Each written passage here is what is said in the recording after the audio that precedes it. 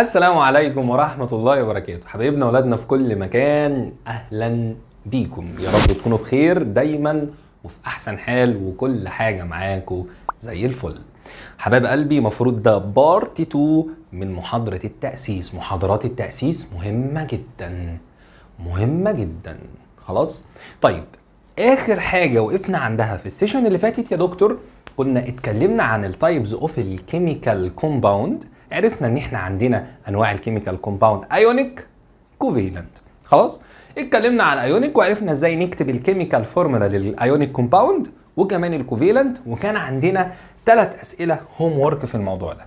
يلا نقول بسم الله ونبص على حل الاسئله وبعد كده نكمل الكورس التاسيس بتاعنا. اول حاجه، السؤال الاول بيقول لك ايه؟ ايودين هيبتا فلورايد. بنكتب ازاي؟ اول حاجه خالص الايودين يتكتب تحت الايودين، هيبتا فلورايد. حلو. فلورايد اف.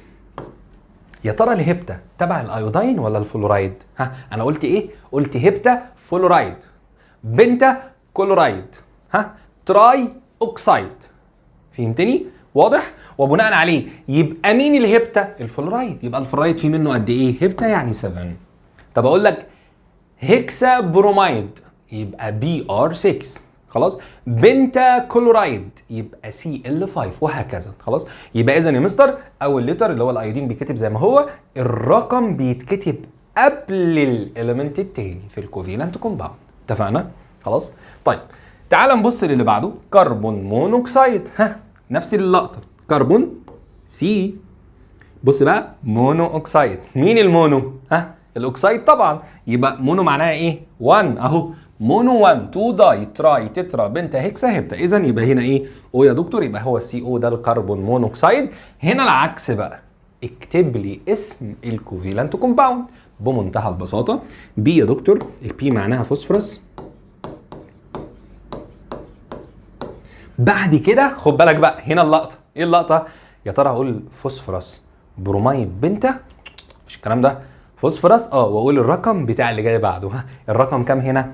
5 يعني بنتا. نقول كده بنتا. بعد كده اخر حاجه يا دكتور بروميد، يبقى بروميد. شكرا، هي دي كده اللقطه وهو ده الكلام. ها، وضحت؟ دان. ده كان بالنسبه يا دكاتره للجزء بتاع الهوم ورك اللي كان باقي. طيب يلا نكمل الكورس بتاعنا. هنتكلم عن ايه دلوقتي يا دكتور؟ هنتكلم عن الكيميكال ايكويشن. اي كيميكال رياكشن عندنا في الكيمستري لازم يريبريزنتد بايه بقى؟ بسيمبوليك كيميكال ايكويشن. خلاص؟ يعني اي تفاعل يا مستر بنعمله بنعبر عنه بالسيمبلز، برموز. خلاص؟ طيب طبعا كلكم عارفين ان الرياكتنت ذن عندنا ايه بعد كده؟ رياكتنت بعد كده الارو برودكت. طبعا الارو ده اللي بنحدد الكونديشنز بتاعت الكيميكال رياكشن، وده هنتكلم عليه تفصيلا سواء كان لاولى او ثانيه او ثالثه. خلاص؟ طيب تعالى بقى نكمل يا دكتوره، يلا بينا. عندنا ايه تاني يا مستر؟ المهم بقى في موضوع الكيميكال ايكويشن. طب يا مستر الكيميكال ايكويشن ما انت ما اتكلمتش عنها. لا يا حبيب قلبي، انا كلمتك بالتفصيل، ركز. مش قلت لك انواع الايونيك كومباوند، انواع الكيميكال كومباوند؟ اتكلمنا على الايونيك والكوفيلنت. خلاص، ما هو هجي لك ايه؟ هجي لك حاجه زي كده، يجي يقول لك مثلا وليكن يقول لك when we react مين يا عم؟ اهو المغنيسيوم مع السلفوريك اسيد. طبعا احنا لسه ما اتكلمناش على الاسيدز خالص، هكلمك عليها تفصيلا ان شاء الله بس مش دلوقتي. تمام؟ يبقى ادي المغنيسيوم هفعله مع السلفوريك اسيد. ايه اللي يحصل؟ هو قال لي هنا سلفوريك اسيد وقال لي هنا مغنيسيوم، يبقى احنا لازم ايه؟ لازم نكتب الكيميكال فورميولا، لان تسميه الاسيدز انا لسه ما كلمتكش عليها. طيب لو احنا مثلا غيرنا ده وقلنا بدل المغنيسيوم نجيب كبر سلفيت، فاهو يلا ناخد ايه؟ مثال اهو، ادي كبر سلفيت، فهو مكتوبه كده، مكتوبه كبر سلفيت. كلام على ايه؟ الكبر تحت الكبر، بس الكبر يا مستر الاكسيديشن نمبر بتاعته ايه؟ بوزيتيف 2، يبقى هنا بوزيتيف 2. طب والسلفيت نيجاتيف 2. طبعا دي الاتوميك جروبز هكلمك عليها كمان شويه، واحنا كنا اتكلمنا عليها في السيشن اللي فاتت من حيث الفالنسي بتاعتها. خلاص؟ هنتكلم بقى بشكل اعمق دلوقتي كاكسيديشن نمبر. طيب صلي بينا على النبي عليه افضل الصلاه والسلام. فهو لما يجي يقول لك بقى في المساله، يجي يقول لك ايه؟ وين ان المغنيسيوم رياكت مع الكبر سلفيت، ايه اللي هيحصل؟ هتقول لي يا مستر عشان نعبر عن الكيميكال رياكشن ده بالسيمبوليك يبقى ادي المغنيسيوم مع الكبر سلفيت. اللي يحصل طبعا المغنيسيوم مور اكتيف ذان الكبر في الكيميكال اكتيفيتي سيريز، طبعا دي درسناها في ثالثه اعدادي. اللي يحصل يسبستيتيوت يبدله، فايه اللي ينتج يا مستر؟ الام جي يحل محل الكبر في السولت سوليوشن يديني ام جي اس او 4 بلس الكبر يبرسيبيتيت. تمام. الشاهد من اللي انا بقوله ايه؟ انا مش بشرح لك التفاعل، الشاهد اني ادي المغنيسيوم كتبناه سيمبوليك كبر سلفيت سيمبوليك، بقى عندي رياكتنت عندي برودكت، ده اللي انا عايز اوصلك ليه. الخطوه المهمه بعد الموضوع ده انك تعمل بالانس. بص حبيب قلبي، الف ب كيمستري وانا بكتب اي كيميكال ايكويشن يا مستر طالما انا اللي كاتبها بايدي انا اللي اعمل لها بالانس. انا اللي كاتب انا اللي اعمل بالانس. اوعى تنسى، لان دي من كتر ما انت مركز في الحل خلاص، يعني انت مركز في الحل وفي الخطوات ممكن تنسى تعمل بالانس، فهي دي مشكله لازم تبقى على طول مركز فيها. عملت كتبت كيميكال ايكويشن يلا اعمل بالانس. اتفقنا؟ تمام. طيب خلصنا من الحته ديت. تعالى بقى نتكلم على البالانس. في شويه امثله بساط جدا تعالى نتكلم عليهم ونشوف موضوع البالانس نعمل فيه ايه. تعالى كده نكتبهم كلهم حلو قوي ونقول بسم الله. بص يا دكتور، اول حاجه خالص وانا بعمل بالانس لاي كيميكال رياكشن، اول حاجه خالص وانت بتعمل بالانس عشان تكسب وقت، والحاجات دي مع كتر الحل هتكتسبها، المهارات دي هتكتسبها وهيبقى مستواك اسرع واعلى. خلاص، اول حاجه وانا بعمل بالانس ابص على البرودكت مش الرياكتنت، لا بص على البرودكت. بصيت على البرودكت، برودكت واحد اذا تخلص على طول. طالما برودكت واحد تخلص على طول. ازاي؟ اول حاجه خالص حضرتك هتبص لي على اخر اليمنت يمين، ده اخر اليمنت اليمين اللي هو مين؟ الهيدروجين. رقمه كام؟ 3. طب في الرياكتنت في هيدروجين زيه؟ موجود فين؟ اهو. رقمه كام؟ 2. هتعمل كروس مالتيبلاي. يعني يا مستر يعني بمنتهى البساطه هبدل، انا عندي هنا 3 عندي هنا 2، عايز اخلي ال 3 قد ال 2، تعمل ايه؟ هتقول لي دي مالتيبلاي 2 ودي تبقى مالتيبلاي 3. هو ده اللي حصل بالظبط. وضحت؟ تعالى كده نعيدها تاني، اهوت. تمام. احنا عندنا بصينا على البرودكت، برودكت واحد. طب الحمد لله دي كده سهله. هنعمل ايه؟ بص لي على اخر اليمنت خالص، مين؟ الاتش. رقمه كام؟ 3. موجود في الرياكتنت كام؟ 2. طالما رقمين ورا بعض او حتى مش ورا بعض، المهم لازم اخلي الرقمين قد بعض. فكر كده خلاص. وبناء عليه الرقم ده كام؟ 3، الرقم ده كام؟ 2. عشان اخلي الثلاثه قد الاثنين لازم اعمل ملتبلاي ال3 تايمز 2 وال2 تايمز 3، كده بقى قد بعض. هنا 6 هنا 6، خلصت. وصلت؟ تمام. مش هعملها بقى بنفس الاسلوب ده بعد كده، هنعملها على طول، هنشتغل على طول، بس انا عشان افهمك الموضوع جه ازاي للي مش واخد باله. طيب نعمل ايه يا مستر؟ هنا ال3 ديت وهنا 2 يبقى نحط عند ال3 2 وعندي ال2 كام؟ 3. شكرا. يلا نعمل بالانس. دول كام هيدروجين؟ 6. دول 2 ملتبلاي 3 ب 6 يبقى الهيدروجين مظبوط. بعد كده النيتروجين 2 ملتبلاي 1 ب 2، اذا خلصت زي الفل كده، خلصانه ما فيش محتاج حاجه ثانيه. وضحت؟ يلا اللي بعده. برودكت واحد عيني على اخر اليمنت على اليمين، مين؟ الاكسجين. موجود رقمه كام؟ 3. هل موجود في الرياكتنت؟ ايوه. لوحده يبقى موجود لوحده. الرقم كام؟ 3. رقم كام؟ 2. بدل ال3 تديها 2، ال2 تديها 3. شكرا كده الاكسجين ظبط. 2 ملتبلاي 2 4، تحط هنا 4 كده، خلصت زي الفل. بنفس التكنيك كده لو كان برودكت واحد هتلاقي نفسك على طول بتخلص الدنيا بمنتهى البساطه ان شاء الله. يلا اهو. هنا كام؟ 3. هنا كام؟ 2. طيب قلنا هنعمل ايه؟ ال3 تاخد 2، ال2 تاخد 3. حصل كده الاكسجين ظبط. 2 ملتبلاي 2 بكام؟ ب 4. هي زي اللي فوق. حد تاني يقول لي لا يا مستر انا ما بشتغلش كده. على فكره في اكتر من طريقه حل وكلهم صح. اللي بقول لك عليه اسهل. انت اتعودت على طريقه خلاص، هتبتدي تطبقها تلاقي الموضوع بعد كده سهل وبسيط، مش هتعطل. حد يقول لي يا مستر طب ما هو بص تعالى كده حل تاني اهو. ايه هو؟ يا مستر نعم مش الاكسجين هنا 3 وهنا 2 طب ما انا عايز اخلي الاثنين قد بعض. بص بقى دي حته هنحتاجها وافهمها برضو من دلوقتي. عشان اخلي دول قد بعض هخلي دي 3 اوفر 2 هو ايه ده؟ هو ينفع نعمل فراكشن؟ طبعا عادي ينفع نعمل فراكشن، ده نمبر اوف مول. بالنسبه لطالب اولى ثانوي ممكن يبقى الموضوع بالنسبه لك غريب، بس ده عادي، هتفهم ان الكلام ده بسيط وعادي جدا. تمام. طيب يبقى هنا ايه الكلام؟ 2 تروح مع ال2 يعني 3 اكسجين 3 اكسجين ظبطت، تحط هنا 2 وخلصنا. بس المشكله هنا ايه بقى؟ ودي لطالب ثالثه ثانوي ركز فيها قوي. ساعات يا دكتور يجي يقول لك كده انا عايز الماس بتاعت الهيماتايت، هنعرف ان ده ان شاء الله لما ندخل في المنهج ان الايرن 3 اوكسايد اسمه هيماتايت. يقول لك انا عايز الماس بتاعت الهيماتايت بس في حاله ان الاكسجين انتجر نمبر. فطالما انتجر هل في الشكل ده ينفع نشتغل؟ غلط، لازم اعمل الايكويشن كلها تايمز 2. ليه؟ عشان ال2 دي تروح فتبقى كلها انتجر، يبقى هو عايز الماس مش ل1 مول، امال لكام؟ ل2 مول. ها وصلت؟ تمام. فدي شويه حاجات بتبقى، بص والله العظيم كلمه واحده هو نفس السؤال يجيب لك كلمه يغير المعنى، يعني كلمه تتغير، ابدل لك كلمه واحده المعنى اتغير، الاجابه اتغيرت خالص. ها وصلت؟ تمام. فحاجات بسيطه قوي لازم تاخد بالك منها. طيب دي كده بالنسبه لفكره الايه البالانس، وان احنا عادي نقدر نعمل فراكشن. تعالى هنا ايه الكلام؟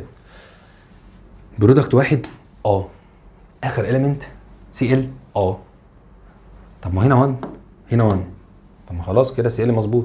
طب ما هنا كي 1 وهنا 1، خلاص دي ايكويشن مظبوطه. محتاجه حاجه؟ لا، ال1 مش بنكتبه في الكيمستري، يعني ما حدش يقول لي 1 1 1 الا لو هو جايبها في الاختيارات يبقى انت هتختارها. يعني في حاجات كده بتبقى بديهيه، هو جابها في الاختيارات خلاص هختارها، مش هقول المستر قال الواد ما بيتكتبش. يعني انا اجيب لك في الاختيارات مثلا اللي تشوز نمبر ايه قام قال لك كده 1 1 1، ايوه يبقى هو ده الاجابه. فهمت؟ يعني هو جاب الكوفيشنت، الرقم اللي هنا الرقم اللي هنا الرقم اللي هنا. يا رب تبقى وضحت وخدت بالك. طيب تعالى يلا للي بعدها. ايه الكلام؟ هتقول لي يا مستر الايكويشن بقى اللي بالشكل ده هل ده برودكت واحد؟ لا ده 2. في طريقه ثانيه بقى. ايه الطريقه الثانيه؟ اول حاجه خالص يا دكتور، اول حاجه هتبص عليها عينك على الاتوميك جروبز. يعني ايه اتوميك جروبز؟ هكلمك عليها كمان شويه، حالا هنتكلم عليها تفصيلا. طب ايه الاتوميك جروبز اللي هنا للشباب اللي مش واخد باله؟ حاجه زي الاس او 4 دي طبعا بتبقى نيجاتيف 2. شباب طبعا ثانيه وثالثه فاهمين الكلام ده. شباب اولى دي اتوميك جروب اسمها سلفيت. حلو، مالها بقى السلفيت دي يا مستر؟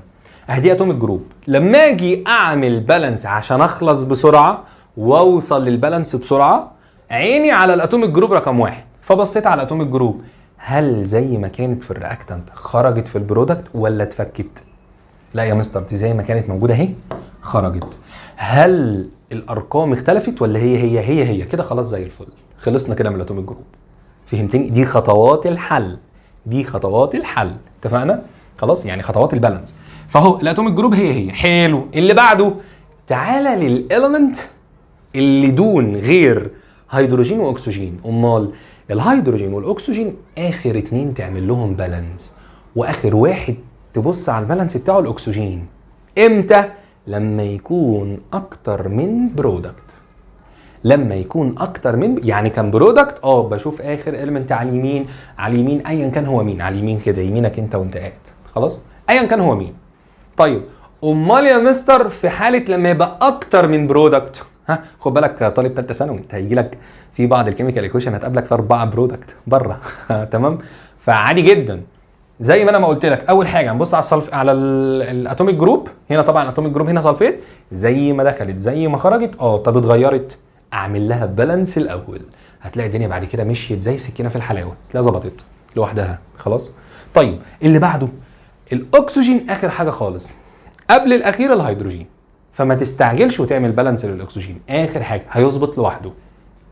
اتفقنا؟ طب يلا يبقى الكلام على ايه؟ هتقول لي يا مستر بعد كده هنا 2 يبقى الكين حط هنا 2، ادي البوتاسيوم 2 حطينا هنا 2 قبله. حلو، ايه اللي ناقص بعد كده؟ الهيدروجين. بص هنا دول كام هيدروجينه؟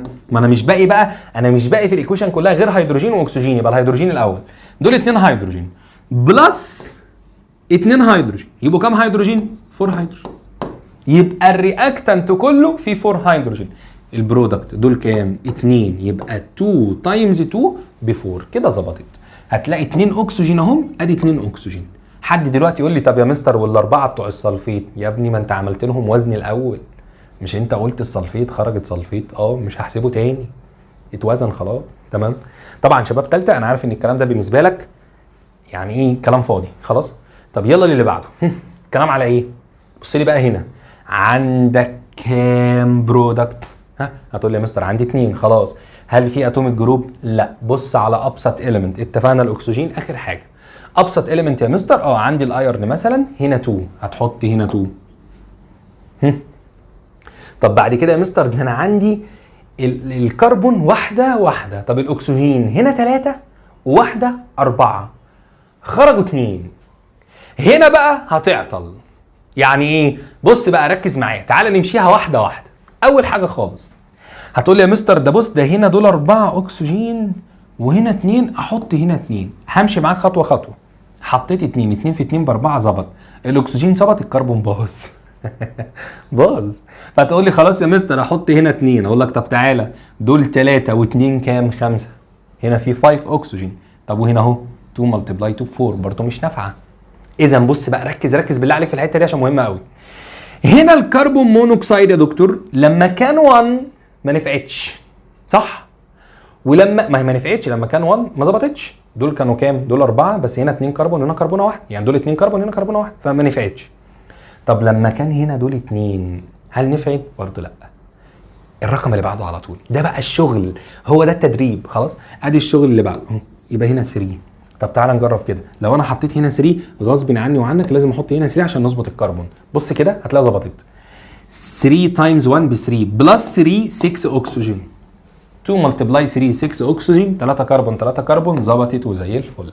طبعا بالنسبه لطالب ثالثه ثانوي في طريقه اسهل من كده بكتير، بس لما ندخل في الشرح هتفهمها لوحدك. ليه؟ لان ده تفاعل ريدكشن. حلو، ده تفاعل ريدكشن. الكربون مونوكسيد ده ريديوزنج ايجنت.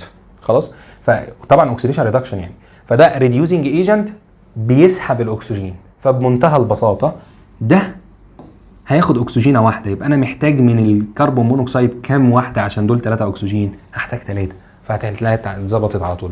البالانس بتاعها اتظبط على طول. دي شويه تريكات ان شاء الله نبقى نقول عليها اثناء الشرح. خلاص، ده كده فكره البالانس. يا رب تكون الامور وضحت واتفهمت.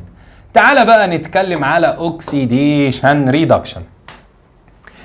بص يا دكتور، صليت على النبي عليه افضل الصلاه والسلام. اوكسيديشن ريدكشن ده عباره عن شابتر 4 عندنا في ثالثه ثانوي هنتكلم عن اوكسيديشن ريدكشن. الشابتر كله بنتكلم على نوعين من السيلز، في جالفانيك سيل في الكتروليتيك سيل.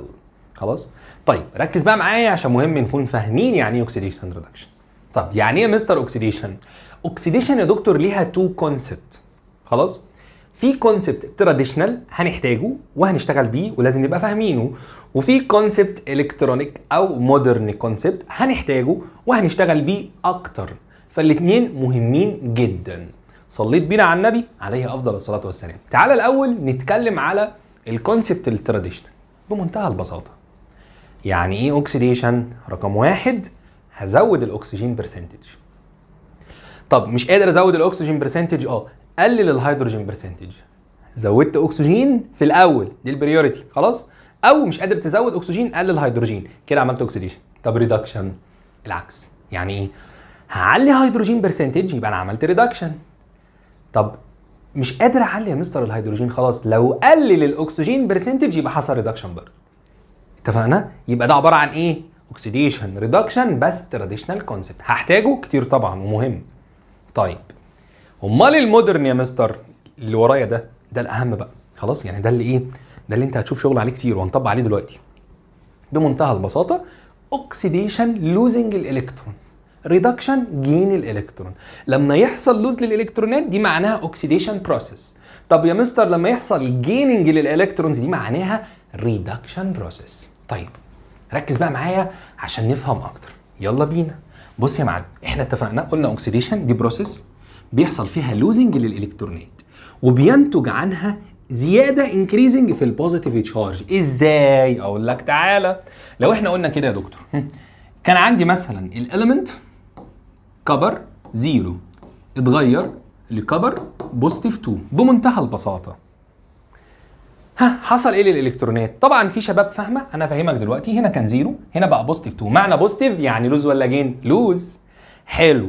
طب هو لوز كام الكترون؟ من 0 بقى بوزيتيف 2 يبقى هو لوز 2 الكترون، يبقى هنا بلس 2 الكترون. اول حاجه اعرف منها ان دي عمليه لوزنج، ادي الكبر في الرياكتنت، الالكترونات بره. لما تبقى الالكترونات بعد الارو ده كده بيلوز. طب قبل الارو بيجين، ما هو اللي موجود ده بلس الكترونات يبقى بيجين الكترونات. دي اول ملحوظه تاخد بالك منها. تاني يبقى معنى لوزنج الالكترونات هلاقي الالكترونات بره. طب يا مستر في حاجه تاني؟ طبعا ده في حاجات مش حاجه. increasing البوزيتيف تشارج ازاي؟ هقول لك تعالى. هو كان بادئ كام؟ 0 اصبح ايه؟ هتقول لي اصبح بوزيتيف 2. الله، يبقى من 0 يا مستر راح لمين؟ راح لبوزيتيف 2. طالما من 0 لبوزيتيف 2 الاكسيديشن نمبر طالع ولا نازل؟ طالع. طالما طالع اوكسيديشن يبقى نازل ريدكشن. بص كام طريقه. لوزنج الالكترون، قال لك لوزنج انت عرفت حصل اوكسيديشن. طب جاب لك كيميكال ايكويشن وقال لك كده ده رياكتنت ده برودكت. اللي هتعمله كده من 0 لبوزيتيف 2 يبقى من 0 انا طالع بوزيتيف 2 يبقى حصل ايه؟ حصل انكريزنج في الاكسيديشن نمبر يبقى اوكسيديشن. طب تعالى بقى ايه اللي بيحصل له اوكسيديشن؟ اللي حصل له مين اللي حصل له اوكسيديشن؟ الكبر. اهو الكبر ده يعتبر ايه بقى؟ الايجنت. العكس، طالما اوكسيديشن يبقى ريديوزنج ايجنت. طالما حصل له اوكسيديشن بروسيس يبقى ده الريديوزنج ايجنت. اتفقنا؟ يبقى لما يجي يقول لك مين هنا الريديوزنج ايجنت هتقول لي الكبر. هو ده. ليه؟ هو ده اللي حصل له اوكسيديشن بروسيس. يعني الاوكسيديشن بروسيس خرجت من ده. هي طالعه من مين الاوكسيديشن بروسيس؟ من الكبر. هجيبها لك في ايكويشن دلوقتي بس بعد ما نخلص الحته دي. تمام؟ طيب امال الريدكشن دي البروسيس اللي بيحصل فيها جين الالكترونات. طيب قال لي جين، يعني هو قال كلمه جين فانا عرفت ان دي خلاص البروسيس دي ريدكشن. طب ما هو ممكن يقول لك ايه؟ بيحصل ديكريزنج للبوزيتيف تشارج. ازاي؟ اهو ادي الكبر بوزيتيف 2 بلس 2 الكترون اتحول لكبر 0. كلام على ايه يا هندسه؟ قول لي بقى كلام على ايه كده؟ هتقول لي يا مستر بص ده انا كنت بوزيتيف 2 اهو كان بوزيتيف 2 طالع ولا نازل؟ قال لي لا ده انا اصبحت 0 اذا هو نازل للزيرو اهو. يبقى تاني ايه اللي حصل للاكسيديشن نمبر؟ قل. البوزيتيف تشارج حصل لها ايه؟ قلت. طالما قل ريدكشن، زادت اوكسيديشن. اذا جين الالكترونات ريدكشن، الاكسيديشن نمبر يقل ريدكشن، الالكترونز اشوفها في الرياكتنت برضه ريدكشن. وضحت؟ تمام؟ دول كده كام طريقه؟ دول 3 حاجات برضه نفس الموضوع. يعني ايه؟ الريدكشن بروسيس خرجت منين؟ خرجت من عند الكبر بوزيتيف 2. يبقى الكبر بوزيتيف 2 ده الكاتاين ده هو ده عباره عن الاوكسيدايزنج ايجنت. طب الحاجه الثانيه بقى بعد ما فهمنا كده، فهمت يعني ايه اوكسيديشن؟ يعني ايه ريدكشن؟ ازاي احدد الاوكسيدايزنج ايجنت؟ ازاي احدد الريديوزنج ايجنت؟ تعال ناخد مثال. ايه المثال يا مستر؟ اهو يا دكتور لو جينا قلنا كده الهيدروجين بلس كبر اوكسايد يدينا الووتر بلس الكبر. مشهور قوي التفاعل ده. ايه اللي يحصل؟ هتقول لي بص هنا الهيدروجين اصلا دي هكلمك عليها كمان شويه بتاعت الاكسيديشن نمبر بس يلا بالمره. ايه اللي حصل؟ هتقول لي الهيدروجين وهو لوحده الاكسيديشن نمبر بتاعه بكام؟ ب0. يعني ايه؟ اي اليمنت في الاليمنتال ستيت، يعني مش ايون خلاص، يعني في النورمال ستيت اوكسيديشن نمبر 0 خلاص، وبناء عليه يبقى الهيدروجين ايه؟ 0. طب ده عباره عن ايه؟ كيميكال كومباوند. اي كومباوند ب0 برضه. اي كومباوند بكام؟ ب0 برضه. بس في تفصيله ايه هي؟ ان الكبر هنا الاكسيديشن نمبر بتاعه بكام؟ ببوزيتيف 2. طب والاكسجين نيجاتيف 2. عرفناها منين يا مستر؟ ما انا بقول لك دي المفروض جايه كمان شويه، يعني دي جت كمان شويه بس عشان نبقى شرحنا المثال او طبقنا على اوكسيديشن ريدكشن في نفس الوقت. خلاص؟ طيب يبقى اذا الاكسجين ليه اوكسيديشن نمبر نيجاتيف 2 والكبر هنا بوزيتيف 2 لان الموليكيول كله على بعضه التوتال تشارج بزيرو. اي موليكيول او كومباوند بيكون نيوترال. يعني ايه نيوترال؟ زيرو تشارج. وطالما زيرو تشارج يبقى التشارج بتاعت الكاتاين قد التشارج بتاعت الاناين. اتفقنا؟ طب تعالى لي هنا H2O ده موليكيول يبقى بزيرو، الهيدروجين ببوزيتيف 1، طب والاكسجين بنيجاتيف 2. هتقول لي طب ما كده مش قد بعض. لا ما انت بص H2 2 ملتبلاي 1 ب 2 يبقى عندي كام تشارج؟ بوزيتيف 2 قدامها واحده او نيجاتيف. ده هو ادي الكبر اليمنت في الاليمنتال ستيت يبقى الاكسيديشن نمبر بتاعته بايه؟ بزيرو. اي اليمنت الاكسيديشن نمبر بتاعته بزيرو في الاليمنتال ستيت. في الاليمنتال ستيت خلاص، يعني في الحاله الاليمنتال. تمام؟ بص بقى ايه اللي حصل اهو، زيرو فين الهيدروجين اهو، خرج ايه يا دكتور؟ بوزيتيف 1. ركز بقى في الحته اللي تهمنا دلوقتي، هو ده اللي انا بكمله لك كشرح، الباقي ده هشرحه لك كمان شويه تفصيلا، حتى لو ما خدتش بالك منها بعد ما اشرح الجزء اللي جاي ارجع اتفرج عليها تاني. يلا زيرو بوزيتيف 1، زيرو بوزيتيف 1، ها طالع ولا نازل؟ طالع، يبقى حصل اوكسيديشن. طب بص هنا بوزيتيف 2 اصبح ايه؟ ها من بوزيتيف 2 اتحول لمين؟ لزيرو، يبقى من بوزيتيف 2 نزل زيرو، يبقى حصل ريدكشن. لما اجي اقول لك ده احنا قلنا ده من زيرو لبوزيتيف 1 اوكسيديشن، وده كده ريدكشن. اجي اقول لك بقى ها مين الاوكسيدايزنج ايجنت؟ قول لي ثواني، اوكسيدايزنج ايجنت يبقى مين اللي حصل له ريدكشن بروسيس؟ مين خارجه منين الريدكشن بروسيس؟ من هنا، يبقى هو ده الاوكسيدايزنج ايجنت فعلا. ليه؟ ما هو ده اللي ادى اكسجين، ما هو اوكسيدايزنج ايجنت سبستانس بتجيف اكسجين، بتدي اكسجين يعني. خلاص طيب لما اجي اقول لك مين الريديوزنج ايجنت هتقول لي اهو ادي الهيدروجين. طبعا الهيدروجين ده لوحده ريديوزنج ايجنت، والكلام ده ان شاء الله هنعرفه تفصيلا في وقته. خلاص تمام، انا قلت لك كده الايه الحاجات البدايات اللي تخليك عارف تتحرك وفاهم الدنيا هتبقى ماشيه ازاي، وعندك بيز ان شاء الله كويسه تساعدك. طيب تعال نشوف اللي هنا. ايه اللي هنا؟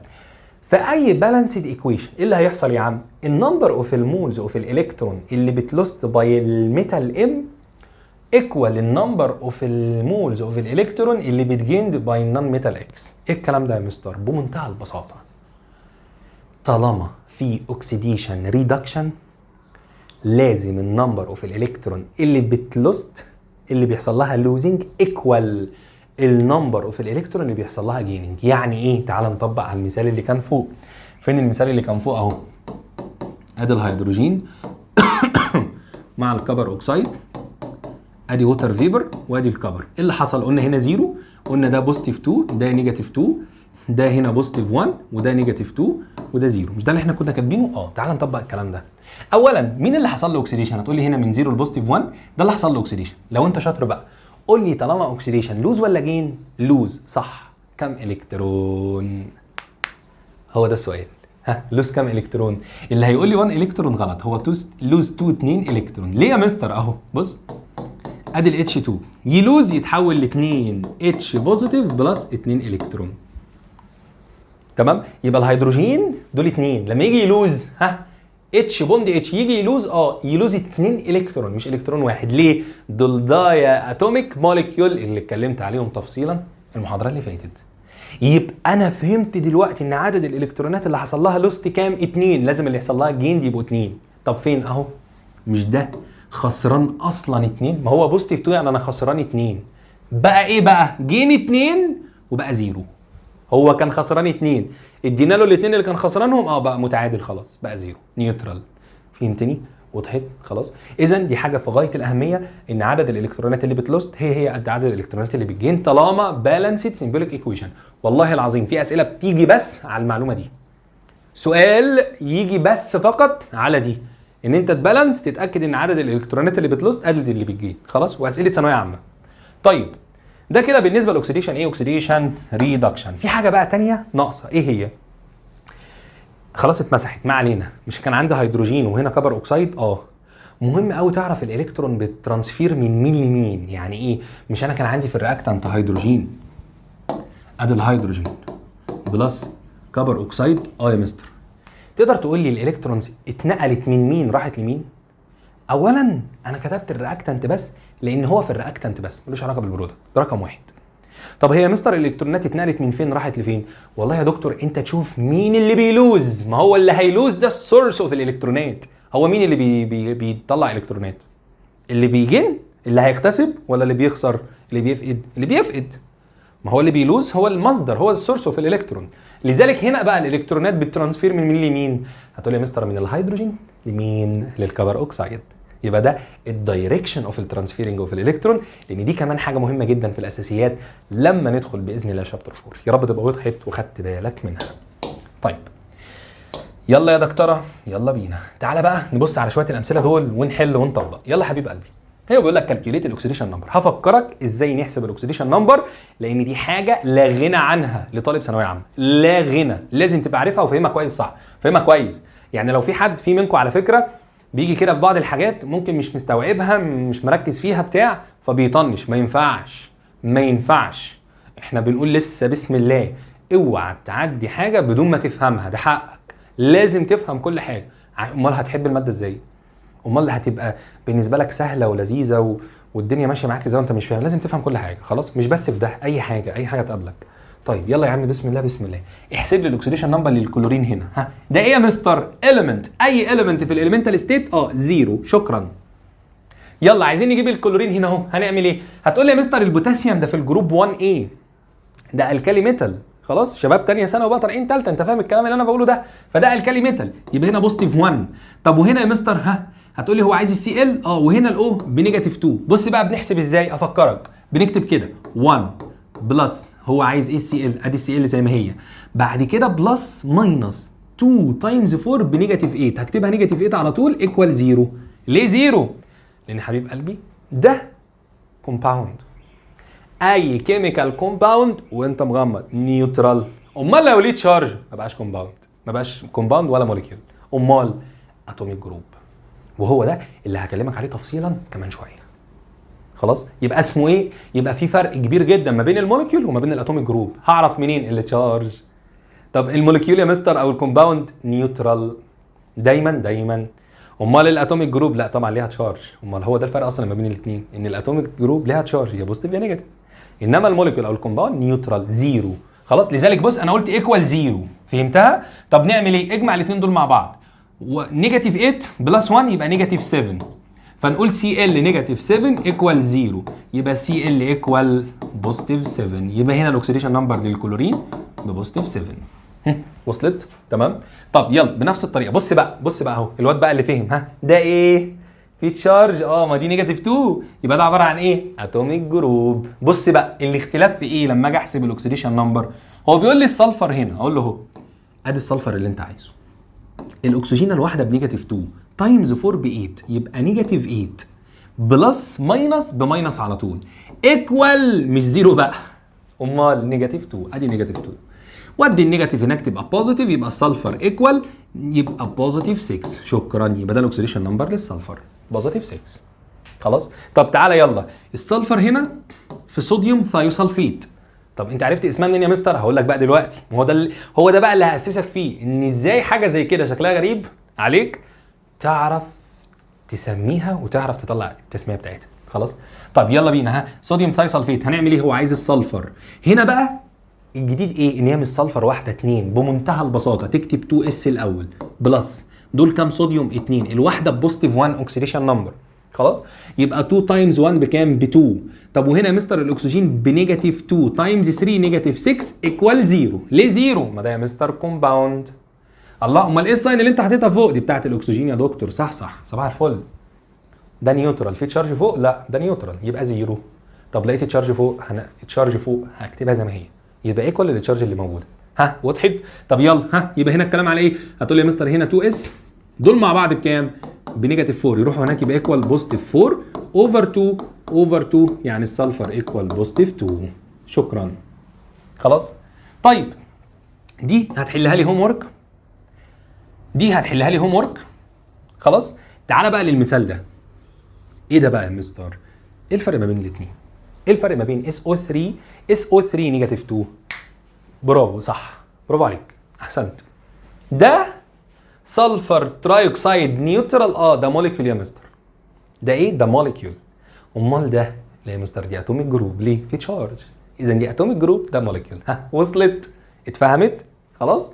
يبقى بقى لما نيجي نشتغل هقول كده، هو عايز ايه؟ عايز السلفر هنا، اقول والله الاس بعد كده نيجاتيف، هنا نيجاتيف 2 ملتبلاي 3 يبقى نيجاتيف 6 ايكوال 0، يبقى الاس ايكوال بوزيتيف 6. بص الاكسيديشن نمبر بكام؟ بوزيتيف 6. طب هنا اهو هتقول لي الاس نيجاتيف 6 ايكوال نيجاتيف 2.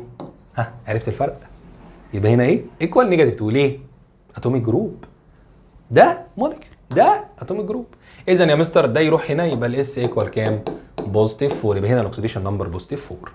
هتحل لي السؤال ده كمان هوم ورك، تجيب الاكسيديشن نمبر للسلفر في الشكل ده. ده اسمه ايه؟ هو بقى ده اللي هنتكلم عليه دلوقتي حالا، وافهمك اللعبه في التسميه والاتوميك جروب جت ازاي. صلي بينا على النبي عليه افضل الصلاه والسلام. يلا بينا.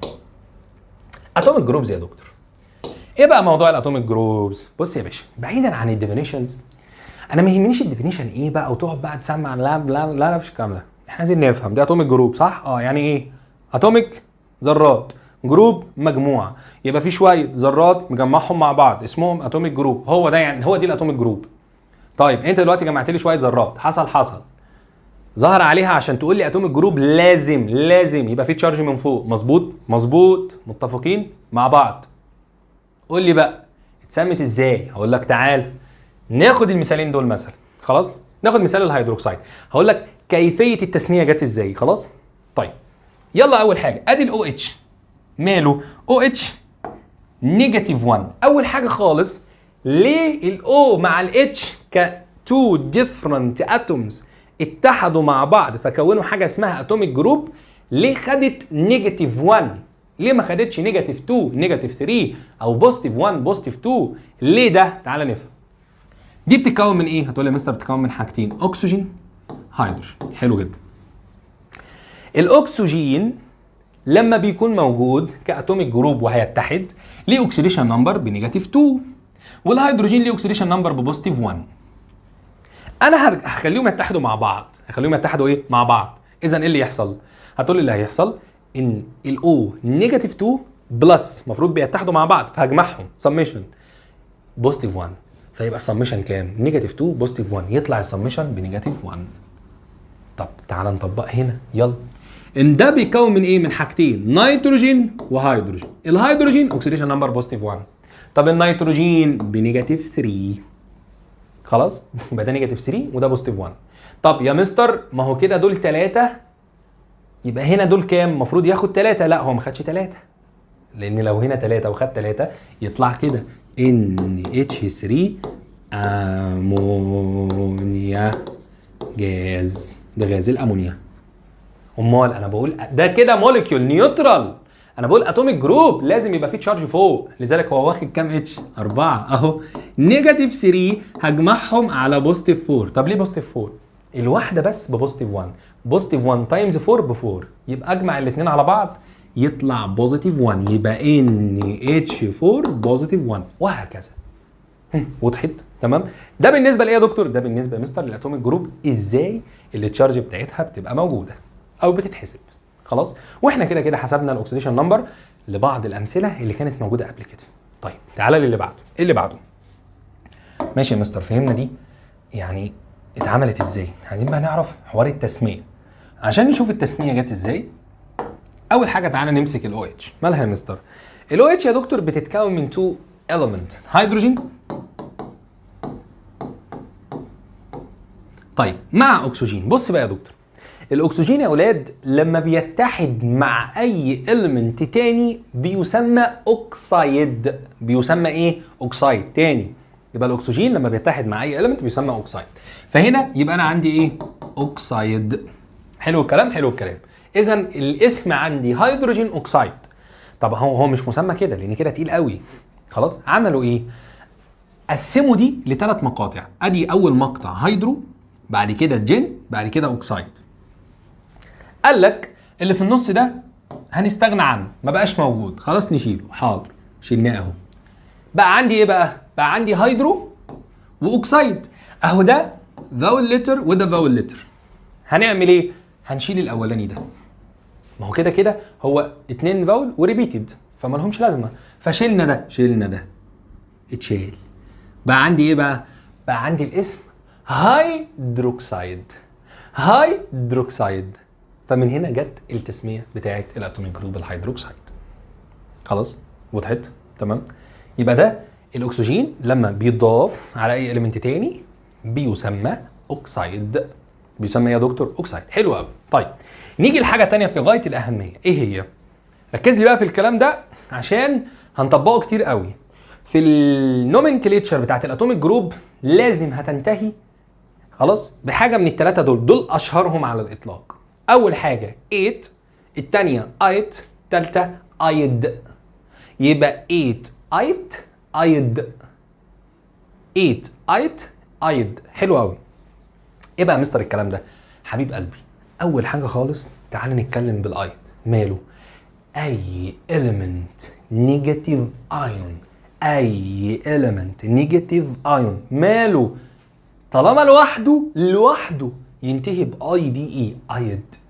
مثال يا مستر اهو يا حبيب قلب المستر، بص او نيجاتيف 2 ده اليمنت لوحده، نيجاتيف اناين ان نيجاتيف 3 لوحدها مش مع حاجه تاني.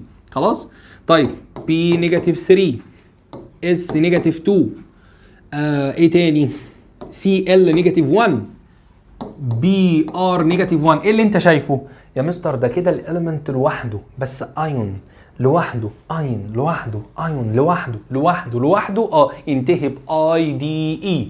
يعني ده كان اسمه ايه؟ اكسجين. صح قلنا جين دي هتتشال ونحط مكانها اي دي اي يبقى اسمه اوكسايد. يبقى ده ميه النيتروجين نيترايد، فوسفايد، سلفر سلفايد، سي ال كلورايد، برومايد. اتفقنا؟ اذا اول ما تسمع اي دي اي وانت مغمض تعرف ان هو one element نيجاتيف ايون مش معاه حاجه. دي اول حاجه خالص. اتفقنا؟ طيب تعالى اللي بعده. ايه اللي بعده؟ ايه بقى يا مستر الفرق ما بين ايت وايت؟ بص يا معلم، الاتنين دول عوائل، فاميليز، عائلات. العائلات دي الاكتر في عدد الاكسجين في نفس الفاميلي بينتهي بالسفكس 8 اللي فوق ده، الاكتر عدد اكسجين. طب الاقل منه على طول وفي الاغلب بتبقى اكسجينه واحده بس، اقل منه بايه؟ باكسجينه، بينتهي بايت. خلاص يبقى ايه؟ 8 ايت. يبقى تاني مين اللي ينتهي بالسفكس 8؟ لما تبقى فاميلي. زي مين؟ زي عيله السلفر. هناخد امثله دلوقتي. زي مين؟ زي عيله النيتروجين. خلاص؟ لان السلفر مع الاكسجين SO4 و SO3 صح؟ فهنلاقي اشكال كتير. هو ده اللي انا اقصده. اي عوائل ريبيتد في يعني اكسجين مع نفس الاليمنت مكرر هتلاقي بقى السفكس 8 وايت. نعرفها ازاي؟ اقول لك تعالى اهو. حلو يلا. اول حاجه خالص الاولانيه دي اسمها ايه؟ هتقول لي يا مستر ده NO3 نيجاتيف 1، NO2 نيجاتيف 1. بص NO3 نيجاتيف 1، NO2 نيجاتيف 1، N نيجاتيف 3. اول حاجه اللي احنا لسه متكلمين عليها، لما الاقي اليمنت موجود لوحده ينتهي بايه؟ ايد. يبقى بدل ما هو نيتروجين هيبقى نيترايد. شكرا. يبقى ده نيترايد ايون. 2 و3 بص نفس الاليمنت معاهم اكسجين 1 2 1 3. الاثنين ينتهي بالسفكس مين؟ ايت. طب والثلاثه ينتهوا بالسفكس مين؟ 8. طيب هنا يبقى اسمه ايه بقى؟ الاكسجين ده طالما الاكسجين عدده زياده كده داخل مع الان يبقى ينتهي بالسفكس ايه؟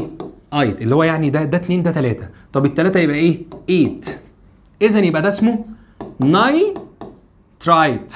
طب وده نايتريت. طب هي جت يا مستر منين نايتريت؟ ما هو يا حبيب قلبي ده نيتروجين عادي جدا، نيتروجين. قلنا هنشيل ده صح ولا مش صح؟ هتقول لي صح. هيتبقى مين؟ الاو ويتبقى مين؟ الاي. الاثنين فاول ليترز. قلنا هنشيل اللي جنب ده يتبقى الايد، مش هنيجي جنبها فيبقى نايترايت. وصلت؟ اتفهمت؟ طيب دول سهلين يا مستر. تعال نشوف اللي بعدهم اللي هناك دول. يلا بينا. اسمه ايه ده يا دكتور؟ هتقول لي يا مستر بص SO4 نيجاتيف 2، SO3 نيجاتيف 2، S نيجاتيف 2. اللي انا عارفه يا مستر وفاكره الاس نيجاتيف 2 ده مين؟ ايد. يبقى بص سلفر ايد ينفع؟ لا. فبنقول ايه بقى؟ بص ادي اهو اليور ديت، ادي الفاول لتر هنشيل دول اليو ار دي يبقى سلفايد. خلاص. طب تعالى هنا نفس الكلام هيبقى سلف صح؟ بس هنا ايه بقى؟ ده 3 وده 4. طب يا مستر يعني هي ملهاش ملكه مثلا الرقم يبقى ثابت؟ لا. انت بتبص على العيله ده فيه ايه؟ ركز في ده عشان هجيب لك امثله هتحلها دلوقتي كمان شويه. انت اللي هتسمي، ركز معايا. خلاص ده ايه؟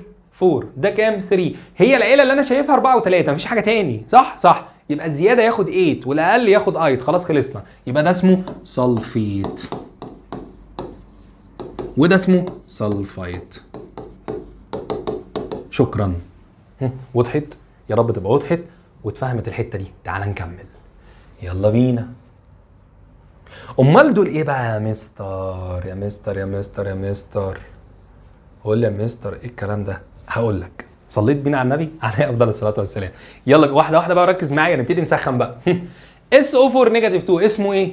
قلت لي سلفيت، صح؟ صح، ما احنا قلنا اهو اعلى نسبه اكسجين هينتهي بالسفكس ايه؟ 8، يبقى ده سلفيت. امال ده عباره عن ايه؟ بص بقى تعالى نفهم ده جه ازاي اصلا، اتكونت ازاي، واسمه ايه، عشان ده عندك في المنهج يا معلم، وهنشوفه كتير قوي في الاورجانيك. خلاص في الاورجانيك، والله هنشوفه في الاورجانيك. خلاص فركز معايا. SO4 يا مستر سلفيت، امال ده عباره عن ايه؟ بص بقى يا حبيب قلبي، لما يكون عندي SO4 نيجاتيف 2 واضيف لها بروتون H بروتون H بوزيتيف، ايه اللي يحصل؟ هجمع الساين فوق بوزيتيف 1 نيجاتيف 2 يديني ده، يبقى H. خد بالك الكاتاين بيكتب الاول، اتفقنا السيشن اللي فاتت دايما كاتاين بعده اناين، ما عدا اكسبشن في حاجه هقول لك عليها بعدين، مش وقتها دلوقتي خالص. يبقى دايما كاتاين بعده اناين. خلاص، وبناء عليه يبقى الكلام على ايه؟ هتقول لي يا مستر هنا الكلام يبقى اتش SO4 بس بدل ما هي نيجاتيف 2 يبقى نيجاتيف 1. اسمها ايه بقى؟ ليها اكتر من تسميه، يا اما اسميها باي سلفيت، يبقى اتسمى ايه بقى؟ حاطين ايه في الاول؟ باي، او اسمها هيدروجين سلفيت. يبقى باي او هيدروجين سلفيت. ايه ده؟ يعني اسمها هيدروجين سلفيت؟ والله اسمها هيدروجين سلفيت. يبقى ده عباره عن ايه؟ هيدروجين سلفيت. يبقى ده عباره عن ايه؟ هتقول لي دي اسمها ايه يا مستر؟ CO3. ها مش ده، بص بقى، هو ده CO3 مفيش اقل منه، يعني ما شفتش ايه CO2 نيجاتيف، مش موجوده. CO2 ده موليكيول عشان ما حدش يتلخبط، انما النيجاتيف دي هي في ال3 بس. خلاص، طب هنعمل ايه يا مستر؟ اللي هيحصل كالاتي، ركز معايا. يبقى ده عباره عن ايه؟ طالما عدد الاكسجين كتير، انا قلت لك هينتهي بالسفكس 8، ما انت مش لاقي غيره. في غيره؟ لا، اتفقنا عليه ساين اتوميك جروب مش موليكيول. خلاص، اذا يبقى ده ايه؟ بينتهي ب 8، وده كربون، يبقى بص كربونيت، يبقى كربونيت. خلاص، هنا مفيش حاجه اتشالت طبعا، يبقى ده عباره عن ايه؟ كربونيت. اتفقنا؟ يبقى ده، ها، طالما دي كربونيت يبقى ده عباره عن ايه بقى؟ هتقول لي هيدروجين كربونيت، صح. باي كربونيت، صح. وضحت؟ اتفهمت؟ يبقى سواء كان باي كربونيت هيدروجين كربونيت الاثنين صح. وضحت؟ فهمنا؟ يا رب تبقى وضحت. امال ده ايه؟ خد بالك بقى، ده شابتر 2 يا معلم، ده شابتر 2. هيبقى عندنا حاجه اسمها ديتكشن في شابتر 2 الاناليتيكال كيمستري، هنشتغل كوانتيتيف وكواليتيتيف بعيدا عن التفاصيل بمنتهى البساطه. هيدينا سولت يقول لي مين الكاتاين مين الاناين، انا اللي اقول له، يعني اعمل شويه اكسبيرمنت وشويه بقى ايه ملاحظات هنشوفها ومشاهدات، واقول له والله ده الكاتاين كذا الاناين كذا. موضوع في غايه السهوله. خلاص، الفكره فين بقى؟ ان ده من ضمن المجموعات دي. اسمه ايه بقى؟ ركز في ده عشان هتشوفه تاني. ده اسمه ايه؟ هقول لك تعالى. عارف الاول ده عباره عن ايه؟ عباره عن SO4 نيجاتيف 2. الله، ما دي غير دي، ما انا هقول لك اهو. ده مجموعه سلفيت عاديه جدا، عملت حاجه واحده، ايه هي؟ شلت اكسجينه، بدل ما هم 4 خليتهم 3، دي اول خطوه، وضفت بدلها سلفر، فبدل ما كانت S واحده بقت 2، بقى S2O3. اسمه ايه؟ اولا الاس لما تضاف لاي اتوميك جروب تسمى ثايو، باللاتيني تسمى ايه؟ ثايو. وبناء عليه يبقى مش دي اصلها مجموعه سلفيت، بس انا اديت لها مين؟ سلفر. حد طب يقول لي طب ليه الاكسيديشن نمبر بتاعتها ما اتغيرتش؟ لان حبيب قلبي الاكسجين والسلفر الاثنين في نفس الجروب 6A ليهم اكسيديشن نمبر نيجاتيف 2. فاكنك ما عملتش حاجه خالص، شلت بس اكسجين حطيت سلفر، فبقى عباره عن بص هي CN ده، ها، سيانايد اهو، سيانايد ده لوحده. يلا هنا SN بس معاهم اكسجينه. ثواني ما تستعجلش. طالما معاهم اكسجينه بتكلم على ايه؟ هتقول يا مستر هو مفيش حاجه تاني معاها اكسجينه فيه؟ طب ما هو الاكتر في الاكسجين هينتهي بالسفكس 8. والله لو فكرت كده يبقى برافو عليك بجد، يبقى برافو عليك والله. لان بص هنا هنا مفيش هنا. طب ما ده يبقى ده اسمه ايه بقى؟ سيانيت. يبقى اسمه ايه بقى؟ مش ده سيانايد؟ يبقى ده اسمه ايه؟ سيانيت. يبقى بص ادي سيانايد، ده سيانايد، ها، CN نيجاتيف 1، ضفت له بقى سيانيت. مين الشاطر بقى اللي يسمي دي؟ قلتها بس على الهادي. ها ده اسمها ايه بقى؟ دي اسمها ايه ده؟ سلفر. صح صح. يبقى اسمه ايه بقى؟ ثايو سيانيت. يبقى ده ثايوسيانيت. خلاص.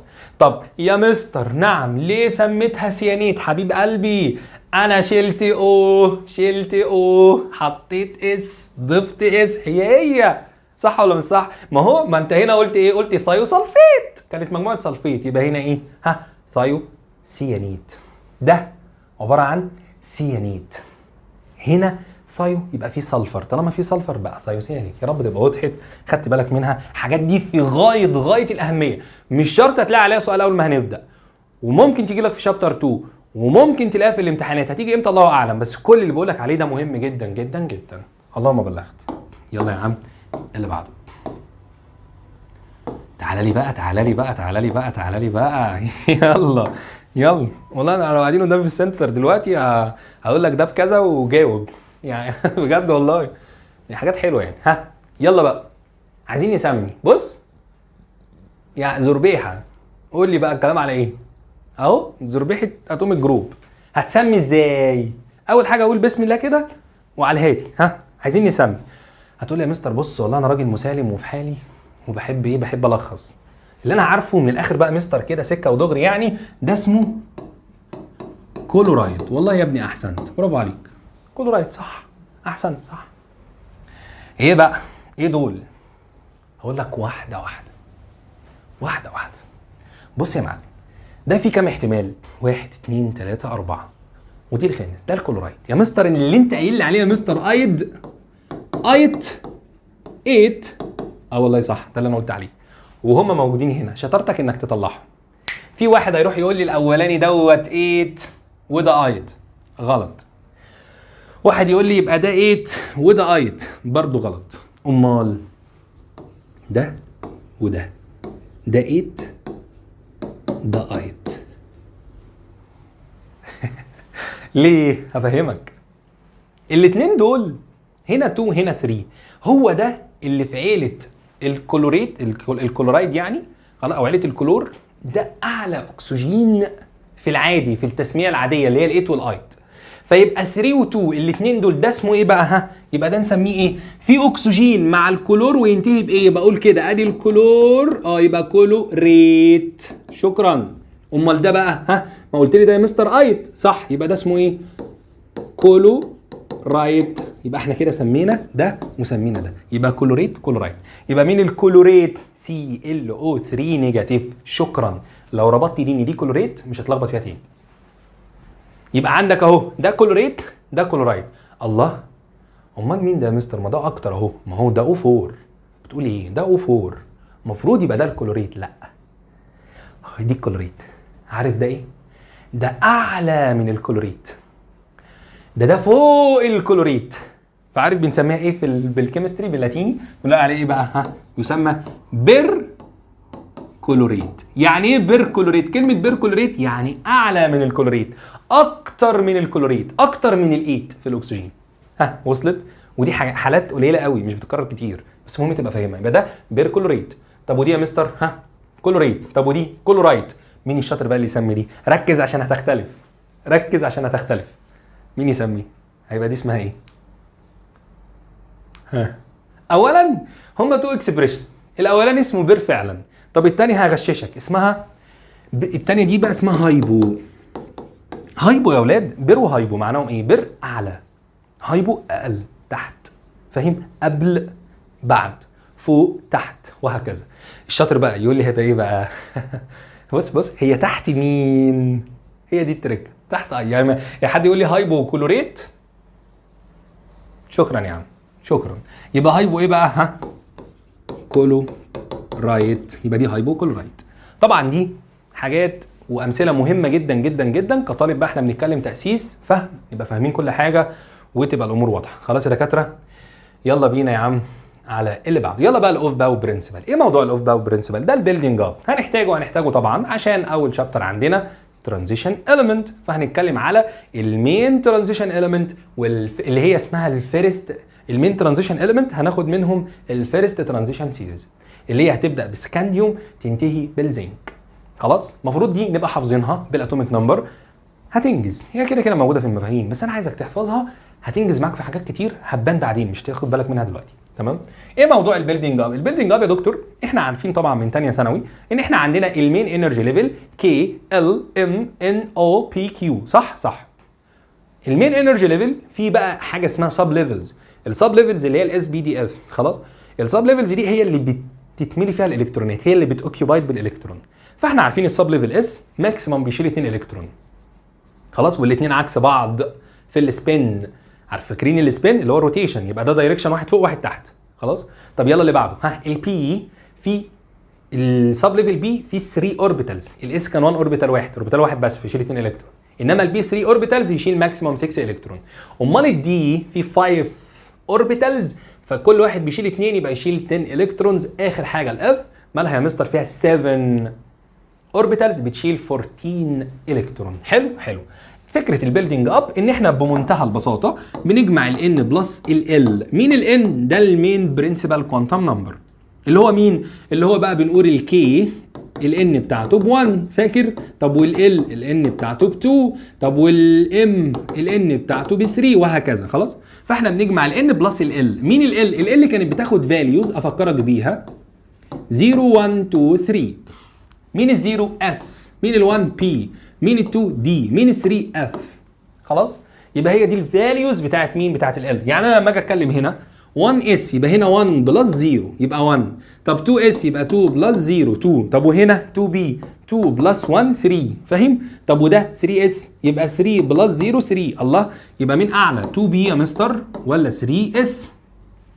هقول لك دول ب 3 ودول ب 3، بس البرنسبل كوانتم نمبر هنا 2 انما البرنسبل كوانتم نمبر هنا 3. اذا يبقى ده الاول يحصل له فيلنج بالالكترون، بعد كده ده. خلاص؟ هو ده البيلدينج اب اللي يهمنا، ان انت تبقى عارف 1 اس 2 اس 2 بي 3 اس 3 بي 4 اس 3 دي، الترتيب بتاعه كله كامل. طيب تعال افكرك بيه زي ما انا ما كنت بشرحه لك السنه اللي فاتت. كنت بقول لك كده 1 اس اول بيريود، طب تاني بيريود 2 اس 2 بي، طب البيريود الثالثه 3S 3B.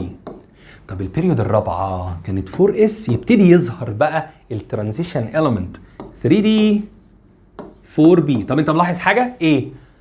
1S مفيش حاجه في البي، 2S 2B 3S 3B 4S 4B. اذا لما اقول لك 5S يبقى انا هنتهي 5B. طب مين اللي في النص؟ 5S هترجع خطوه لورا يبقى 4D. خلاص؟ بعد كده 5B نخليها تحتها كده بالظبط، يبقى هنا 4D. حلو قوي. اخر بقى 2 بيريود، احنا عندنا 7 بيريودز طبعا في البريديك تيبل 7. اخر 2 يا دكتور 6S يبتدي يظهر الاف. خلاص؟ يبقى هنا 6S 4F 5D 6B. بص 6S 6B. اخر حاجه بقى في البيلدينج اب 7S 5F زود واحد 6D زود واحد 7B. برضو ابتديت 7 انتهيت 7. هو ده البيلدينج اب، اوعى تنساه، مهم. طبعا الاهم ان احنا هنوزع للكلوزست انرتي جاز. طبعا ده كان الشكل اللي احنا درسناه في ثانيه ثانوي، وده الترتيب بتاع ايه؟ بتاع الانرجي. خلاص؟ يلا اللي بعده انرتي جازز. طبعا في غايه الاهميه يا دكتور الانرتي جازز. ليه يا مستر؟ بص يا حبيب قلبي، احنا لما نيجي يا اولاد هنوزع بالكلوزست انرتي جاز، فمهم نبقى احنا عارفينهم. طبعا الهيليوم اتوميك نمبر 2، نيون 10، ارجون 18، كريبتون 36، زينون 54، رادون 86. ده طبعا الالكترونيك ديستريبيوشن اكوردنج تو الكلوزست انرتي جاز. الهيليوم يا دكتور في نهايه البيريود الاولى يبقى الرقم اللي يجي بعد الهيليوم 2s 2b. ما هو البيريود الاولى خلصت خلاص، يبقى اللي يجي بعدها ايه الثانيه بقى؟ يبقى 2s 2b. ما انا هبدا اس انهي بي، نفس الرقم اس نفس الرقم بي. فهمتني؟ طب يلا النيون ده نهايه البيريود الثانيه، يبقى اللي يجي بعد النيون البيريود الثالثه يبقى 3s 3b. ارجون 4s 3d 4b. طبعا ال 3 دي دخلت في النص خلاص بقى ترانزيشن اليمنت، لان بتظهر الفيرست ترانزيشن سيريز من البيريود الرابعه. خلاص؟ كل الكلام ده بقى هيبقى موضوع السيشن الاولى ان شاء الله في منهج ثالثه ثانوي. خلاص؟ ادي الكريبتون 36 5s 4d 5b زينون، وده طبعا ده رادون. خلاص؟ اللي هو ال 86، وده الالكترونيك ديستريبيوشن بتاعه. طيب تعالى يلا نبص على اللي بعده. يلا بينا. هوند رول بقى. مالها يا مستر موضوع هوند؟ هوند يا دكتور افكرك بيه سريعا. بعد ما بنعمل الكترونيك ديستريبيوشن باستخدام البيلدينج اب برنسبل، في بعض الاسئله بحتاج ان انا اوزع هاند رول، ودي هنحتاجها كمان في اول شابتر عندنا في الترانزيشن اليمنت. ليه؟ عشان الاستابيليتي، عشان اعرف لما يجي مثلا الايرن يتحول من ايرن بوزيتيف 2 لايرن بوزيتيف 3، هل ده يكون سهل ولا صعب؟ طب مين الاسهل، من 2 ل 3 ولا من 3 ل 2؟ مين يعرفني الكلام ده؟ هستخدم هاند رول، فلازم نفتكرها. طب هوند كان بيقول ايه؟ بيقول لك اول حاجه هنوزع الالكترونات انديفيدوال فرادى الاول، بعد كده نعمل بيرنج. طب بنوزعهم فين؟ في الاوربيتالات الاول. خلاص، فاحنا نملى كل الاوربيتالات الموجوده بالالكترونز انديفيدوال، بعد كده اعمل بيرنج. انما ما ينفعش اعمل بيرنج الاول. خلاص، دي كان موضوع هوند ايه؟ هاند رول. خلاص، فهو بيقول لك no electron bearing take place in a given sublevel until each orbital contains one electron. لازم الاوربيتالات، لو بتكلم مثلا على البي للفهم، اقول 1 2 3، بعد كده اعمل بيرنج 4 الخامس السادس. ما ينفعش يا دكتور تقوم عامل الشكل ده 1 2، ده كده ايه؟ غلط، مش تبع هاند رول خالص. طيب ايه يا مستر اللي بعده؟ طبعا في مثال اهوت، ادي البورون بي 5، مش عارف هي واضحه عندك ولا لا. جينا نوزع 1 اس 2، يبقى هنا 1 اس 2 2 اس 2 2 بي 1. خلاص، فادي التوزيع بتاعه، ادي ال 1 اس ادي 2 الكترون، 2 اس ادي 2 الكترون، بعد كده 2 بي هو 1 الكترون، فيبقى ده 2 بي اكس 1. خلاص، فده كده توزيع اكوردنج الهاند رول، وده نفس الكلام بالنسبه للايه؟ بالنسبه للكربون. خلاص يا ولاد، نيجي بقى للحالات الموست ستيبل ستيت للاوربيتالات. يعني ايه؟ يعني يا مستر امتى الاوربيتال ده يكون ستيبل؟ عندي 3 احتمالات: امتي خالص، امتي فاضي مفيهوش حاجه، فده ستيبل، او هاف فيلد، او كومبليتلي فيلد. خلاص، فين الحالات دي يا مستر؟ اهو، يكون اول حاجه خالص، احنا امال بكتب، ما علينا، اهو اول حاجه خالص يكون امتي، هاف فيلد، كومبليتلي فيلد. هي دي الموست ستيبل ستيت، يبقى ده الموست ستيبل ستيت. لمين يا عم؟ للاوربيتالز يا دكتور. ها، وضحت؟ تمام. يلا يا دكتور اللي بعده، ده طبعا شكل البريدكت تيبل بالنسبه للبيلدينج اب. اهو 1 اس 2 اس 2 بي 3 اس 3 بي. خلاص، بعد كده 4 اس 3 دي 4 بي، 5 اس 4 دي 5 بي، 6 اس 5 دي 6 بي، 7 اس قلل 2، 5 اف زود 1، 6 دي زود 1، 7 بي. يبقى كده الالكترونيك ديستريبيوشن بتاعك على البريدكت تيبل. كان ناقص ايه بقى؟ الجروب، افكرك بيها. ده الجروب 1A 2A. كنت بعرف اللوكيشن ازاي؟ هفكرك، طبعا ده السلايد الجاي، بس كنا بنعرفه ازاي؟ اول حاجه خالص بشوف اخر سب ليفل وزعت فيه الكترونات، انتهى بالاس يبقى تبع الاس بلوك. عدا مين يا دكتور؟ ها، اللي كنت بتتخمي فيه في ثانيه ثانوي والضحك عليك، مين؟ اهو الخبيث ده، هيليوم. هو 1 اس، بس ده تبع انهي بلوك؟ تبع البي بلوك، لان ده انرت جاز، واحنا الجروبز بتكون فيرتيكال كده. خلاص، وكلهم سيميلر في الكيميكال بروبرتي. خلاص يا دكتور، تمام. طيب اذا لو الالكترونيك ديستريبيوشن يا مستر انتهى باس يبقى تبع الاس بلوك، طب انتهى بي يبقى تبع البي بلوك ما عدا الهيليوم، طب لو انتهى بدي يبقى تبع الدي بلوك، طب انتهى باف يبقى تبع الاف بلوك. خلاص يا ولاد، وضحت؟ تمام. طب الجروبز بقى اللي تهمني السنه دي عشان شغل السنه دي ان شاء الله ايه هي يا مستر؟ الجروب الاولاني ده 3 بي 4 بي 5 بي 6 بي 7 بي. ال8 قلنا بيضم كام كولوم؟ 3 كولومز، ده ال8 جروب. خلاص، بعد كده 1 بي 2 بي. كان عندنا 2 جروب ليهم انومالس الكترونيك كونفيجوريشن. يعني ايه يا مستر انومالس الكترونيك كونفيجوريشن؟ يعني الالكترونيك كونفيجوريشن بتاعهم بيشذ عن الطبيعي. اللي هو مين بقى؟ ركز عليهم وعلمهم قوي. اللي هو يا دكتور 6 بي 1 بي. مثال كروميوم 24. يلا نوزع. تقول لي ارجون 18 4 اس 1 3 دي 5. طبعا اللي هيقول 4 اس 2 3 دي 4 غلط. ليه؟ لان هنا الاس بيطلع منه الكترون بيكمل الاوربيتالات بتاعت الدي عشان يكون ده موست ستيبل هاف فيلد، والتاني برضه هاف فيلد موست ستيبل. خلاص، ده الانومالس اللي انا قلت لك عليه. نفس الكلام ل 1 بي. ها، كبر 29 هيبقى ارجون 18 4 اس 3 دي. طبعا انت تقول لي 4 اس كام؟ 2 3 دي 9 غلط. امال 4 اس 1 3 دي 10 هو ده الصح. ها وصلت؟ تمام. طيب ده كده بالنسبه للجزء ده. ازاي بقى كنا بنحدد اللوكيشن اهوت؟ لو عايزين نحدد النمبر اوف البيريود بنشوف اعلى برنسبل كوانتم نمبر موجود في التوزيع بتاعي. يعني ايه؟ يعني مثلا هديك مثال برضه عشان تفهم. طبعا ده اللي انا قلته لك اهو، احنا بنحددها بان احنا بنشوف اعلى ايه برنسبل كوانتم نمبر. ناخد مثال يا مستر الاول. لو جيت قلت لك كده يا دكتور مثلا ام ان 25، يلا نوزع. هتقول لي ادي ارجون 18 4 اس 2 3 دي 5.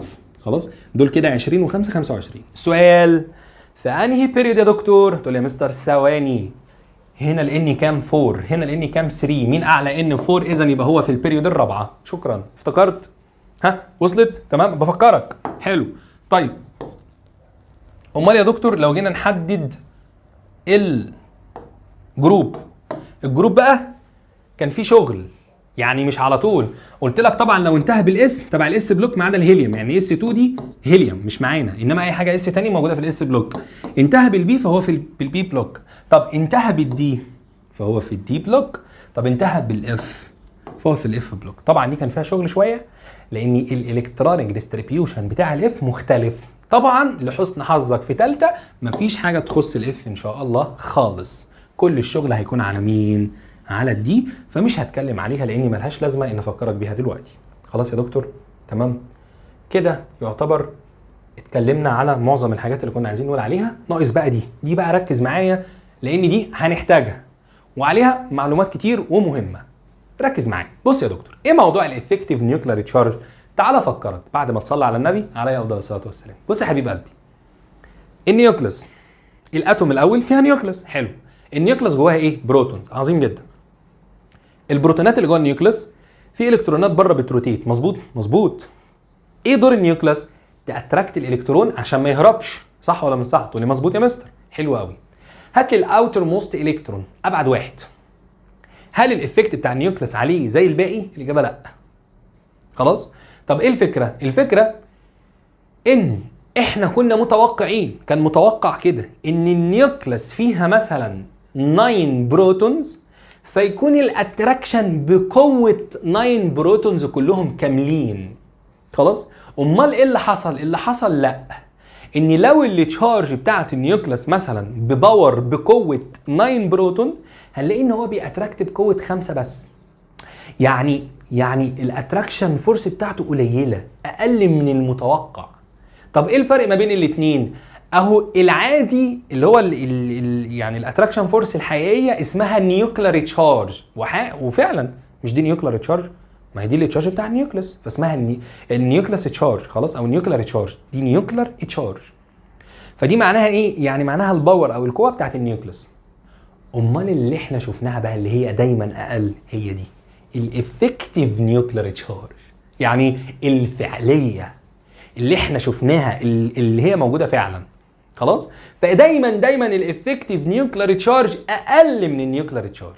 طب يا مستر احنا بنتكلم على مين؟ انا بتكلم على الافكتيف. يعني ايه؟ يعني احنا بنشتغل بالافكتيف مش بالنيوكلير تشارج، بس انت تبقى فاهم الفرق ما بين الاثنين. خلاص؟ نيوكلير تشارج يعني النيوكليس فيها كام بروتون؟ 20، يبقى هي المفروض تاتراكت بقوه 20. لا، الافكتيف نيوكلير تشارج بتكون اقل، لا ده هي بتاتراكت باور 15 مثلا. خلاص؟ طب ايه اللي احنا محتاجين نعرفه يا مستر؟ اللي انا محتاج اعرفه هنا يا دكتور اني وانا ماشي بيريود مهمه قوي عشان هنحتاجها في الفيرست ترانزيشن سيريز اول درس. وانا ماشي بيريود مش النمبر اوف البروتون وانا ماشي بيزيد عن اللي قبله بواحد. معناها لو انا بتكلم مثلا، تعالى ناخد مثال كده للتوضيح اهو.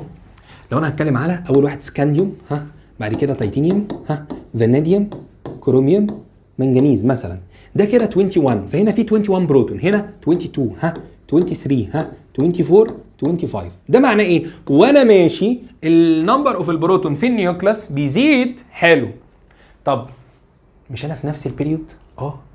معناها طالما انا في نفس البيريود يبقى الاتراكشن، ما هو بص، معنى ان انت في نفس البيريود اللي مش احنا عارفين ان الاتوميك ريديوس في البيريود بيديكريز. طب هو ليه بيديكريز؟ لان هو نفس عدد الانرجي ليفل. لو قلنا هنا مثلا 3 انرجي ليفل او 4، فهم هنا 4، فهم هنا 4، فهم هنا يعني ايه؟ يعني نفس البيريود نفس عدد الانرجي ليفل بالظبط. اذا الانرجي ليفل مش عليها شغل، الشغل على مين؟ على عدد البروتون اللي جوه النيوكليس. ماله؟ هنا 22 زاد عن اللي قبله بواحد، فمفروض الطبيعي ايه؟ ان الافكتيف نيوكلير تشارج هنا لو هي مثلا ادي اهو النيوكليس اهي، فلو الافكتيف نيوكلير تشارج بالباور دي المفروض اللي بعدها تبقى الباور اعلى، فالحجم يقل شويه. يعني ايه يا مستر مش فاهم؟ ما هو انت كان 21 بروتون بقى 22، فعدد البروتونات زاد، فالاتراكشن للالكترون اللي بره طالما نفس البعد بالظبط، نفس الديستانس، نفس الانرجي ليفلز، فتزيد. لما تزيد الاتراكشن تجذب الالكترون اللي جوه، فالريديوس يقل، فالاتوميك سايز يقل، وهكذا وهكذا وهكذا. وانا ماشي يقعد الاتوميك سايز يحصل له ايه؟ يقل يقل يقل. فلذلك هو ده السبب اللي بيخلي الاتوميك سايز او الاتوميك ريديوس في البيريود بيديكريز. مين تاني يا مستر بيتغير او بيتاثر بالافكتيف نيوكلير تشارج؟ ايونايزيشن بوتنشال. مالها؟ بص لو انت فاكر في ثانيه ثانوي كنت بقول لك ايه؟ كنت بقول لك دايما الافكتيف او الاتوميك ريديوس بيحصل له ايه في البيريود؟ بيديكريز. الباقي كله العكس. يعني الافكتيف نيوكلير تشارج في البيريود بتزيد. والله بتزيد، ما هو كل اليمنت بيزيد عن اللي قبله، قوه الجذب بتزيد فبتزيد. فالايونايزيشن بوتنشال يزيد. ايه الايونايزيشن؟ لوز الالكترون. يعني الايونايزيشن وانا ماشي بيكون صعب قوي، لان الاتوميك ريديوس بيصغر، فان انت تفقد بيبقى صعب جدا. طب الالكترون افينيتي، جين الالكترون بيزيد هو كمان. ما انا قلت لك ايه؟ هو حاجه واحده بتقل الاتوميك ريديوس وكله بيزيد. افتكرتها؟ بفكرك بيها، هنتكلم عليها ان شاء الله تفصيلا في وقتها في المنهج بتاعنا. يا رب تبقى الامور وضحت وكل حاجه معاكم تبقى زي الفل. احنا كده يعتبر بفضل الله خلصنا اللي انا كنت عايز اقول لك عليه في الكورس التاسيسي. ان شاء الله باذن الله هنبدا بعديه على طول المنهج، وان شاء الله في اول سيشن هفهمك القصه ماشيه ازاي. هقول لك عدد السيشن بتاعتنا تبقى قد ايه، المفروض هنخلص منهج ان شاء الله يوم ايه، هنبدا مراجعه منهج مكثف من امتى، نبدا نحل امتحانات كمان من امتى. هعرفك كل حاجه ان شاء الله من اول ما نبدا باذن الله مع بعض. ربنا يوفقكم، موفقين دايما، واشوفكم كلكم بخير، والسلام عليكم. باي باي.